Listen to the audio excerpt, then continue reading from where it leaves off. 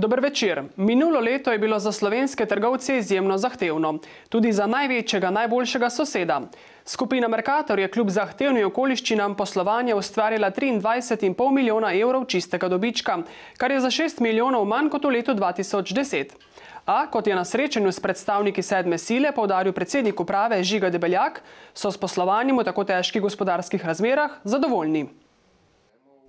Zlasti druga polovica lanskega leta je bila bistveno zahtevnejša od njihovih pričakovanj. Kljub temu smo uspeli zagotoviti dobro rast prihodkov. Prihodki skupine Mercator so zrasli za več kot 5% in presegli 2,9 milijarde evrov. Prihodkov smo s tem največji trgovec z izdelki vsakdanje potrošnje v celi regiji. Mercator je na domačem trgu ohranil svoj tržni delež in položaj največjega trgovca. Rast prihodkov pa prihaja predvsem iz tujih trgov. Navzoči so na sedmih, nedavno so vstopili na albanski in bolgarski trg, kjer imajo le nekaj trgovin. Lani so utrdili svoj tržni položaj v celotni regiji, poudarja Debeljak. Vsako leto se zmanjšuje delež prihodkov, ki jih ustvarimo na domačem trgu, in raste delež prihodkov na naših novih trgih izven Slovenije. V lanskem letu smo v Sloveniji ustvarili manj kot 58% vseh prihodkov, več kot 42% pa že na naših trgih izven Slovenije. Dobiček pa? Če odmislimo trg Bolgarije in Albanije, kjer je ekonomika poslovanja glede na to, da smo na trg šele vstopili in se soočamo z zagonskimi stroški in dejansko nizkimi ekonomijami obsega, smo poslovali na vseh ostalih trgih za dobičkom, torej Sloveniji, Srbiji, Črni Gori, Bosni in Hercegovini. Negativno in slabo poslovanje pa imamo na trgu Hrvaške, to pa se vleče že od leta 2009 dalje. Naložbe so v zadnjih letih v sklopu protikriznih ukrepov močno omejili, a še vedno jih izvajajo v tolikšnem obsegu, da jim zagotavljajo rast in razvoj. V letu 2011 smo investirali dobrih 120 milijonov evrov, za leto 2012 načrtujemo slabih 90 milijonov evrov investicij. Približno 2/3 maloprodajnih investicij je bilo investirano v maloprodajne zmogljivosti, ostalo pa v prenove, informatiko, logistiko in ostale dejavnosti. Omenjenih 120 milijonov evrov investicij v naravi pomeni dobrih 130 tisoč kvadratov novih površin, kar pomeni, da smo konec leta upravljali že za 1,65 milijona kvadratnih metrov uporabnih površin. V minulem letu so okrepili tudi dejavnosti na področju strateškega trženja in globalne nabave. Naše temeljne trženjske aktivnosti oziroma stebri naše ponudbe so vedno bolj naše lastne znamke, izdelki iz naše ponudbe, ki dosegajo tudi konstantno rast prometa. Z rastjo prihodkov pa se je povečalo tudi število zaposlenih. Bilo nas je več kot 24 tisoč v koncernu Mercator konec lanskega leta. Mercator ostaja največji delodajalec v Sloveniji in eden največjih delodajalcev v celotni regiji jugovzhodne Evrope. Za preteklo leto bi želela posebej izpostaviti, da je na nek način zgodovinsko, prelomno. Kajti prvikrat v skupini Mercator se je število zaposlenih na trgih izven Slovenije povečalo toliko, da imamo sedaj izven Slovenije večje število zaposlenih kot pa v Sloveniji. V Sloveniji nas je zaposlenih samo še 49,6%, vse ostalo so naši kolegi izven Slovenije. V zadnjih letih so v Mercatorju izplačevali kar visoke dividende, meni Debeljak, kar je njihovim delničarjem omogočalo ustvarjanje dobrih dividendnih donosov.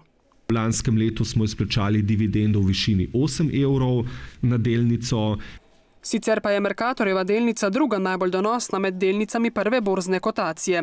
Leto 2012 bo za najboljšega soseda izjemno težko, priznava Debeljak. Jaz se pridružujem oceni nekaterih makroekonomistov, da bo to najtežje leto za vidika okoliščin od začetka krize dalje in tudi v tem letu načrtujemo 3% rast prihodkov. Mercator naj bi prvič presegel 3 milijarde evrov skupnih prihodkov, več kot 15 milijonov evrov dobička. Ključna naša naloga v tem res težkem letu bo zagotavljati stabilnost poslovanja in upravljati s tveganji. Še naprej je naš načrt zagotavljanje stabilnega poslovanja, zagotavljanje finančne stabilnosti, zato načrtujemo tudi premišljeno načrtno upravljati s tveganji. Eno najbolj ključnejših je seveda valutno tveganje. Mercator posluje tudi na trgih Hrvaške in Srbije, kjer sta precej volatilna hrvaška kuna in pa srbski dinar. Dejstvo je, da že samo v letošnjem letu je dinar depreciral iz 103 na ta teden že skoraj 110. Tako da tukaj bomo videli, kaj bo se v prihodnje dogajalo. Vsekakor bomo spremljali vse makroekonomske razmere in ustrezno ukrepali. Letos bodo v Mercatorju posodobili maloprodajno mrežo in v tem sklopu preuredili 70 do 90 supermarketov in manjših prodajaln, tudi v jugovzhodni Sloveniji. V tem delu imamo nekaj tehničnih prodajaln, imamo tudi market poslovalnice, ki so poslovale približno enako kot v ostalih regijah Slovenije, se pravi približno na predlanskem nivoju. Seveda v posavski regiji smo izvedli tudi ukrep, test osvežitve, tako da je nekaj teh manjših trgovin prenovljenih. Čaka pa jih tudi pomemben projekt na Dolenjskem, izgradnja novega trgovskega centra v Bršljinu. Izvajalec novomeški CGP naj bi ga začel graditi v prihodnjih mesecih in ga dokončal konec tega leta. Kvadratura novega centra je nekaj na 10.000 kvadratnih metrov bruto najemnih površin. Obseda bo približno 40 lokalov, 40 najemnikov. Poleg naše standardne ponudbe hipermarketa, Mercatorjeve športne in pa tekstilne ponudbe, ter seveda gostinske, pa bomo imeli tudi zunanjo tekstilno ponudbo priznanih blagovnih znamk, športno in pa seveda servisne storitve, ki so za kupce, za krajane zelo pomembne. Hipermarket na Cikavi bo kljub novemu v Bršljinu ostal, zagotavljajo v vodstvu Mercatorja. Kar se tiče pa obstoječega centra, pa še razmišljamo o tem, kakšno namembo smo bomo dali v prihodnje. In odločitev o tem še ni bila sprejeta. Razmišljamo o tem, da bi mu dali dodatne vsebine in bi ga na ta način obogatili.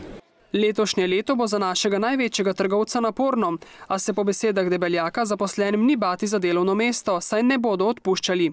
Dodatna zaposlovanja so pa pri nas odvisna od odpiranja novih trgovin, ampak letošnje leto bo leto stabilnosti in tudi obseg zaposlenih se v Sloveniji ne bo spreminjal. Nove zaposlitve pa so lani zagotovili z odprtjem 96 novih prodajnih enot na 6 trgih. Iz prestolnice pa v Trebnje, kjer je vodenje tamkajšnje komunale, ki deluje na območju občin Trebnje, Šentrupert, Mokronog, Trebelno in Mirna, s 1. marcem prevzel novi direktor Stanko Tomšič. Svojo poklicno pot je sicer začel na metliški komunali. Tomšič je svojo poklicno pot začel na metliški komunali. Tam sem se v to delo upel in mi začelo počasi zelo veseliti in sem si skozi želel, da bi lahko to delal tudi v domačem okolju in morda prispeval dejansko k boljšemu delovanju komunale, kot sem smatral, da je sedaj, pa tudi sicer. Tomšič med prvimi nalogami v ospredje postavlja cenovno politiko, saj zdaj cena stroškov storitve ne pokriva. Vemo, da tukaj lahko izvajamo ukrepe na 2 področjih. Ena stvar je gotovo zniževati stroške storitev, to se pravi iskanje morebitnih rezerv znotraj komunale. Druga stvar je korekcija cen, kar pa zagotovo je problem, ki se ga je dejansko občina Trebnje in občinski svet zavedal.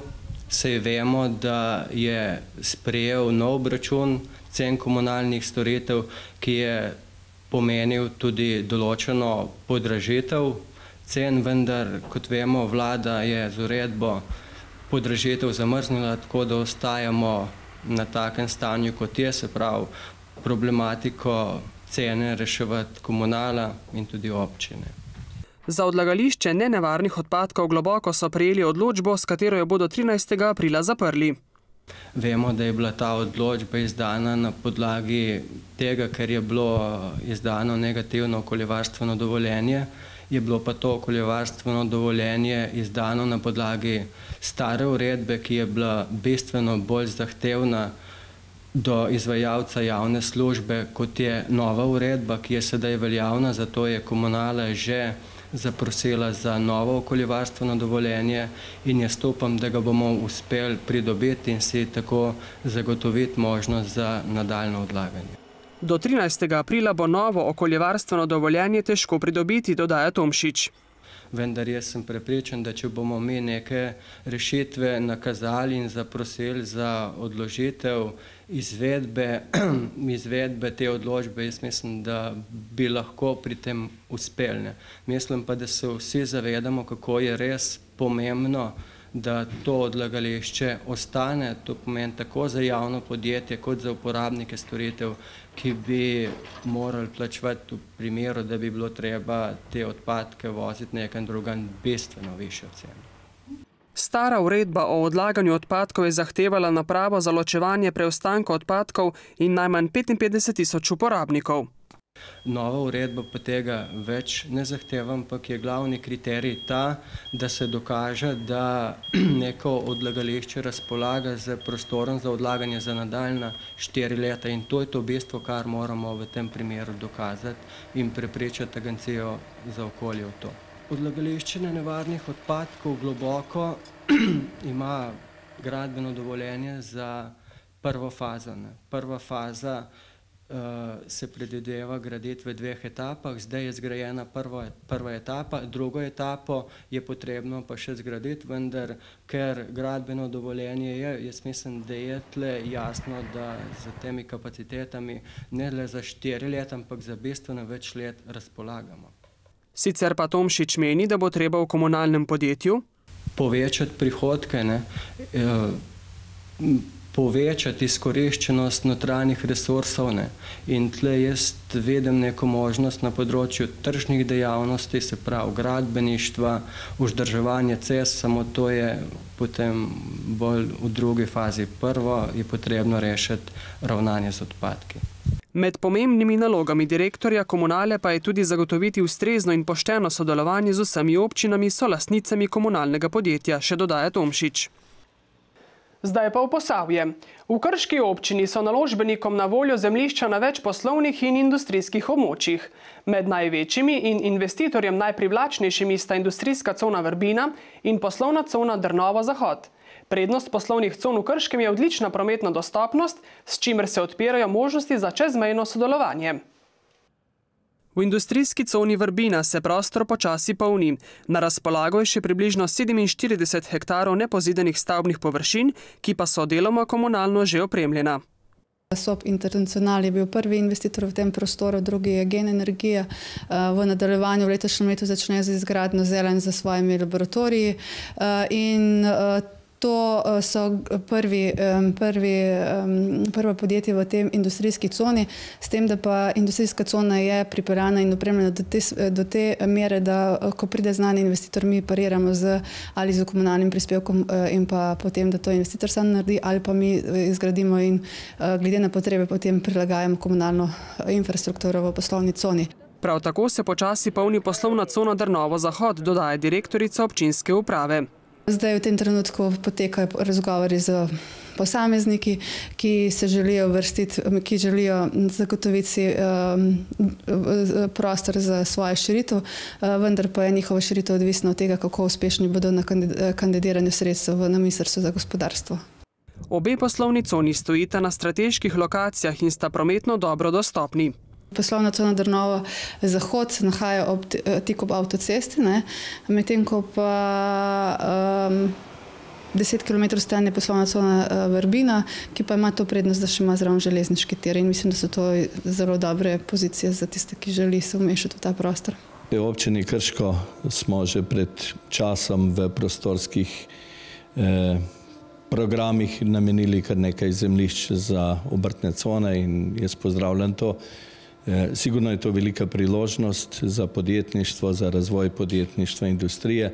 Seveda je pa nekako to treba bolj izkoristiti. Namreč mi moramo bolj agresivno delati na tem, da privabimo v prostor potencijalne investitorje, s tem bomo zapolnili obrtne cone, odpirali nova delovna mesta, seveda pa to pomeni posledično tudi nek večji razvoj tako za Krško, kakor za regijo Posavje.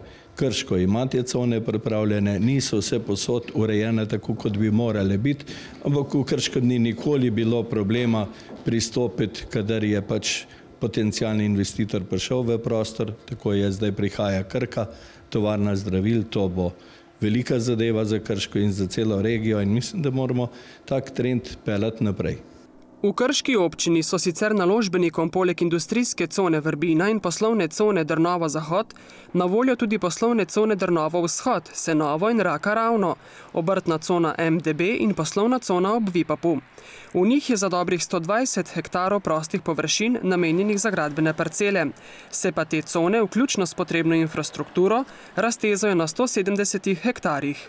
Torej, mi nismo v obrtni coni, mi smo posebno manjše gradbeno podjetje, smo v mestnem središču še zaenkrat, vendar če bojo kakšne ugodnosti in seveda, če bomo preživeli te turbulentne čase, ki so predvsem za gradbeništvo zelo nehvaležni, bomo z veseljem šli v kakšno obrtno cono. Seveda pa pričakujemo, tako mi kot vsi, da bo tudi občina na nek način podjetnikom in družbam omogočila, da bojo po neki, bom rekel, zmerni ceni ali za nekom odlokom plačil ali s kakšnimi lokalno-zasebnimi partnerstvi, torej še bolj spodbudila, da bojo te obrtne cone postale še bolj zanimive. Namreč mislim, da ta korak je nujen, seveda mora biti zakonsko pokrit in potem bo Krško in naše obrtne cone še bolj zanimive za potencialne investitorje.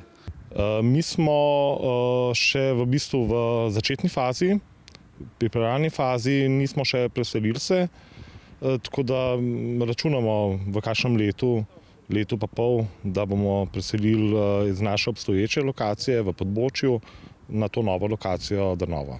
Predvsem cestne povezave so bile, bom rekel, prvotnega pomena, potem pa tudi seveda lokacija sama, bom rekel, izven nekih naselij, tako da nismo moteč dejavnik z našo proizvodnjo, zaradi tega. Smatram, da nasplošno v Sloveniji manjka zelo jasna strategija. Zagotovo so potrebne industrijske cone, ker to je potrebno za razvoj in sploh, kadar gre za perspektivne panoge, je, mislim, da nuja in potreba, da občine zagotovijo, da privabijo te zadeve, kot tako delajo tudi v drugih državah. Pogrešam pa na nacionalnem nivoju bolj korenito strategijo, ki bi znala usmerjati te zadeve. Krško ima izjemno dobro geografsko lego, neposredna bližina Hrvaške oziroma glavnega mesta Zagreba. Dobro vemo, da bo čez dobro leto se meja odprla in zagotovo so tukaj nekatere priložnosti in mislim, da so se že tudi nekatere izkoristile, da pa se tudi še bojo. Kozole sicer opozarja, da so se v preteklosti v Sloveniji nepotrebno izgubljala kmetijska zemljišča na račun nekaterih industrijskih con. Da je sedaj situacija taka, da je potrebno za vsak kvadratni meter kmetijskega zemljišča zagotoviti potem nasprotno, ko se odzame, in da pa to lahko na drugi strani povzroči zaradi prejšnjih neracionalnih odločanj danes mogoče ki težava tam, kjer bi lahko bila. Jaz verjamem, da temu Krškem ni tako in da imamo dovolj priložnosti tako za kmetijstvo. To ne smemo tudi pozabiti, da se v našem prostoru močno umeščajo veriga hidroelektrarn na spodnji Savi in da je tu dodatna priložnost, še dodaten razvoj kmetijstva v neposredni bližini reke, kjer se lahko z izkoriščanjem vode iz reke Save dodatno razvija ne samo sadjarstvo, kot katerega imamo že mi, ampak tudi tisto, kar v Sloveniji najbolj pogrešamo, se pravi zelenjadarstvo, kjer je samooskrba samo dobrih 31% in zagotovo tukaj še veliko priložnosti tako za kmetijstvo, zelenjadarstvo in pa seveda tudi za ostalo industrijo. Rad bi pa še poudaril, da če hočemo narediti nek kvantitativni preskok v celotni zadevi gospodarstva v naši regiji, mislim, da bi bilo potrebno povezati vse te cone in tudi jih nekako spodbuditi z nižjo davčno osnovo, z nižjim cenam zemljišč, ki so sedaj. In mislim, da tukaj je ena naša preskok v gospodarstvu, ki ga lahko naredimo. Kerin opozarja tudi na državni projekt Gospodarsko središče Feniks. Mislim, da tudi to je ena velika priložnost za nas. Predvsem vedno pozabljamo to bližino hrvaške prestolnice, teh naših cestnih povezav in v tej smeri, če se bi razvijalo, mislim, da je lepa bodočnost gospodarstva v Posavju pred nami. Ta projekt zadnja 3 leta praktično stoji. Občina Šentrupert bo letos začela urejati drago pri Šentrupertu. Tako so na občinski seji s potrditvijo dokumenta identifikacije investicijskega projekta sklenili tamkajšnji občinski svetniki. Skupna vrednost projekta je dobrih 337 tisoč evrov. Občina namerava naselje celovito urediti. Projekt tako zajema z vso podtalno infrastrukturo, kanalizacijo, fekalna kanalizacija, meteorna kanalizacija, elektrifikacija, javna razsvetljava, nadzemna ureditev, se pravi ureditev ceste, pločnikov, samega jedra naselja, tam kjer pač stoji ta hišica, katero zdaj Držani tako rekel pozorno urejajo. Pred hišo bo urejen trg, draga bo priključena tudi na čistilno napravo. Gradbeno dovoljenje so že pridobili in projekt prijavili na razpis kmetijskega ministrstva, od katerega pričakujejo 85% vrednosti naložbe, ostalo pa bo zagotovila občina. Vkolikor ta sredstva dobimo, potem bo projekt stekel po tem planu, ki smo si ga zadali. Če teh sredstev ne pridobimo, potem gre v izvedbo plan B in se projekt prijavi na 23. člen, s katerim lahko 23. člen Zakona o financiranju občin. Iz teh sredstev pa lahko financiramo cestno infrastrukturo, se pravi to urejanje, kot je tudi javna razsvetljava in podobne stvari. Teh sredstev seveda ne bo toliko, tako da v tem primeru pa projekt mora steči v 2 fazah. Če bodo uspeli pridobiti sredstva prek razpisa, naj bi dela začeli junija in jih končali septembra. V nasprotnem primeru naj bi dela stekla šele jeseni, projekt pa bodo izvajali 2 leti. To naselje je pravzaprav naš poskusni zajček, se pravi način, na katerega bomo uredili drago, bo nekako primer, na kakršnega bomo urejali vsa naselja. Ker so pa Držani nekako že v preteklosti izkazali največ interesa, so vaščani, ki so zelo složni, vedno pripravljeni pomagati, poprijeti za delo, sodelovati v vseh drugih aktivnosti občine, smo se odločili, da bo ravno Draga tista prva vas. Društva so aktivna, bom rekel, en izredno dober primer vasi, kjer se ljudje med sabo razumejo, kjer se dogovorijo, kaj je potrebno storiti, so složni in ogromno naredijo tudi sami. V vasi sicer že imajo vodovod, nimajo pa urejene javne razsvetljave, kanalizacije, odvajanja meteorne vode in vaškega jedra. Pač vaščani so ga uredili toliko, kot so pač sami zmogli, z nekim makadamskim nasutjem. So pa izredno lepo uredili že sami fasado objekta, ki pravzaprav ni predmet zdaj tega projekta, ampak je projekt, ki ga nekako vaščani želijo sami tudi naprej peljati, mi pa jim seveda stojimo ob strani in na ta način dela in razumevanja opozarjamo tudi ostale občane občin Šentrupert in jih nekako poskušamo motivirati za podobne akcije. Stavba sredi vasi je bila sicer nekoč v lasti enega od Držanov. Ki pa se je tako kot mnogo prebivalcev naše občine v času po vojni in še potem naprej izselil iz vasi v mesto, nekako ni imel interesa, da bi v tej vasi živel. Vaščani so izrazili interes, da bi odkupili to nepremičnino od tega svojega bivšega soseda in da bi na tem mestu nastalo vaško jedro. Mi smo jim pri tem pomagali in smo šli v odkup kot občina, tako da je občina lastnik zdaj tiste hiše, ki pa jo je občina dala v upravljanju etno-družabnemu društvu Draga. V stavbi so že uredili muzej s krušno pečjo in opremo iz življenja na podeželju nekoč, društvo pa v njej redno prireja etno prireditve, dodaja Gole. Za konec pa še v Mirnopeč, kjer so lani začeli gradnjo nove osnovne šole. Za eno najmanjših slovenskih občin je naložba v šolo in hkrati v vrtec ter športno dvorano velik finančni zalogaj. Zato si je morala pomagati tudi z najemom kredita v višini 1,8 milijona evrov. Mirnopečani upajo, da bo stavba opremljena in z urejeno okolico nared do začetka prihodnjega šolskega leta. Potek gradnje si v minulih dneh v spremstvu predstavnikov občine in državnega poslanca ter nekdanjega župana Zvoneta Laha ogledala državna sekretarka na šolskem ministrstvu Mojca Škrinjar. Seznanili so jo, da je prostorska stiska v šoli vsako leto večja, zato je nujno čimprejšnje dokončanje naložbe ocenjene na 8,5 milijonov evrov. Prva faza, se pravi izgradnja osnovne šole z vrtcem, zunanjo ureditvijo in opremo, je dobrih 5 milijonov evrov in to je tudi že, dobili smo lansko leto že pogodbo, sklenili z Ministrstvom za šolstvo o sofinanciranju dobrih 2,5 milijona evrov. Tukaj notri je tudi že oprema in zunanja ureditev v tej ceni 5 milijonov evrov. Športna dvorana, ki naj bi jo začeli graditi v prihodnjem letu, pa je vredna 2 milijona. Zanjo bo občina težko zagotovila dovolj denarja, zato pričakuje dodatno pomoč ministrstva, a hkrati razmišlja o javno-zasebnem partnerstvu. Dokončanje prve faze šole in vrtca s finančnega vidika ni ogroženo.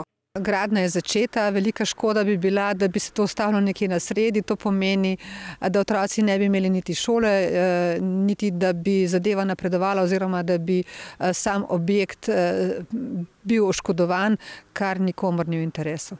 Zagotoviti moramo še sredstva oziroma proračune tudi za 2012, v rebalansu predvidevamo za zunanjo ureditev in opremo. Tako da mi bomo vse sile napeli za to, da se bo novo šolsko leto že začelo tukaj, seveda pa najkasneje pa se morajo dela zaključiti do konca leta 2012. Stara šola je popolnoma dotrajena, zato bodo znova pridobili veliko. 18 oddelkov osnovne šole in 8 vrtca, kabinete, knjižnico. Specialne učilnice, prostore vrtca. Namreč pri nas se vrtec zelo širi. Ravno danes smo začeli z 9. oddelkom tukaj v gasilskem domu. Sprejeli so namreč otroke iz medletnega vpisa. Tako imajo zdaj vpisanih 144 predšolskih otrok in 252 učencev. Toliko smo za vas pripravili v prvi marčevski oddaji. Bodite z nami vnovič prihodnji torek ali na spletni strani vaskanal.com. Do prihodnjič, lep pozdrav!